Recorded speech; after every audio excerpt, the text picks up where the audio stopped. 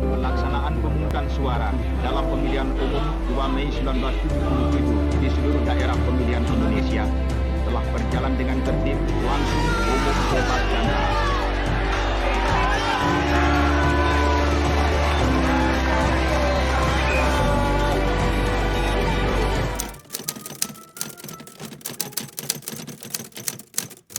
Pemilu ini diawali oleh Undang-Undang Nomor 7 Tahun 1953 tentang pemilihan anggota konstituen dan anggota Dewan Perwakilan Rakyat atau DPR.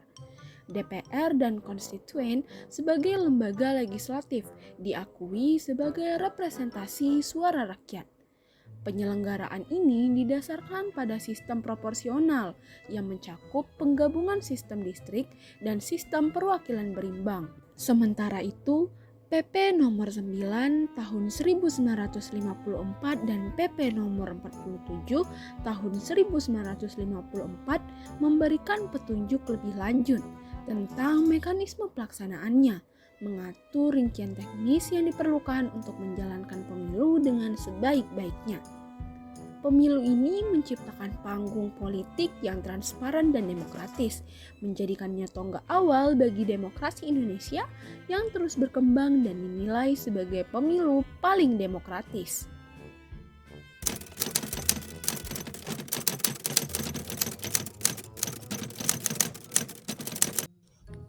Tujuan pemilu pertama di Indonesia pada tahun 1955 bertujuan untuk memilih anggota Dewan Perwakilan Rakyat atau Dewan Konstitusi. Pemilihan anggota DPR dilaksanakan pada 29 September 1955. Sedangkan pemilihan anggota konstitusi dilakukan pada 15 Desember 1955. Dengan tujuan utama dari pemilu ini ialah untuk memperkuat fondasi demokrasi dan memberikan suara kepada rakyat dalam pembuatan kebijakan negara. Pemilu ini diakui sebagai salah satu yang paling demokratis dalam sejarah Indonesia, diikuti oleh lebih dari 30 partai politik.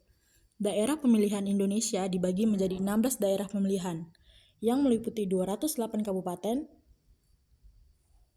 2.139 kecamatan, dan 4.304.029 desa. Hanya Irian Barat yang tidak masuk dalam pemilihan karena masih dikuasai oleh pemerintahan Hindia Belanda. Tata cara pada pemilu pertama tahun 1955. Sebelum diselenggarakannya pemilu, ada banyak persiapan yang dilakukan. Yang pertama, dibentuknya Badan Penyelenggaraan Pemilu yang bertugas merencanakan dan melaksanakan pemilu, yang dibagi menjadi 4 tugas. Yang pertama, Panitia Pemilihan Indonesia, yang kedua, Panitia Pemilihan, yang ketiga, Panitia Pemilihan Kabupaten, dan yang keempat, Panitia Pemungutan Suara. Yang kedua, ada persiapan penetapan tanggal pemilu. Pada tanggal 29 September tahun 1955 ditetapkan untuk pemilihan anggota DPR dan tanggal 15 Desember tahun 1955 ditetapkan untuk pemilihan anggota konstitusi. Sebelum tanggal 29 September dan tanggal 15 Desember dilaksanakan sosialisasi dan kampanye pada setiap partai politik yang mencalon. Selanjutnya akan diadakan pendaftaran pemilih. Pada tanggal 29 September dan 15 Desember tahun 1955 akan diadakan pelaksanaan pemungutan suara sekaligus penghitungan suara. Selanjutnya akan diumumkan hasil suaranya. Pemilu ini diikuti oleh berbagai partai politik dan menjadi momen penting dalam sejarah politik Indonesia.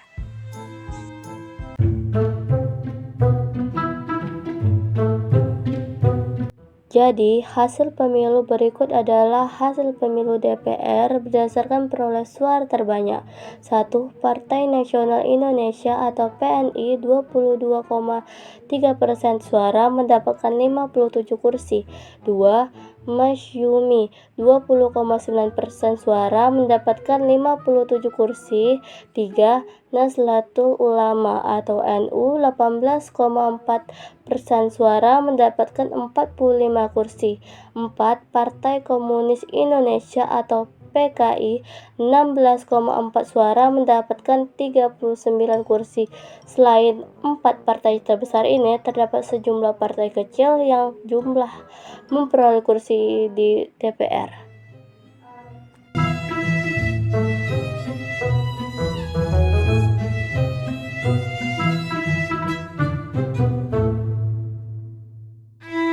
Kesimpulannya, pemilu 1955 memperlihatkan betapa plural dan majemuknya masyarakat Indonesia dalam hal pandangan politik.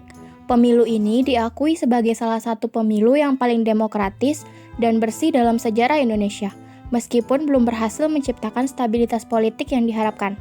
Sayangnya, konstituante yang dibentuk dari pemilu ini gagal merumuskan konstitusi baru yang akhirnya membuat Presiden Soekarno membubarkannya dan mengeluarkan Dekret Presiden 5 Juli 1959 yang mengembalikan Undang-Undang 1945 sebagai dasar negara.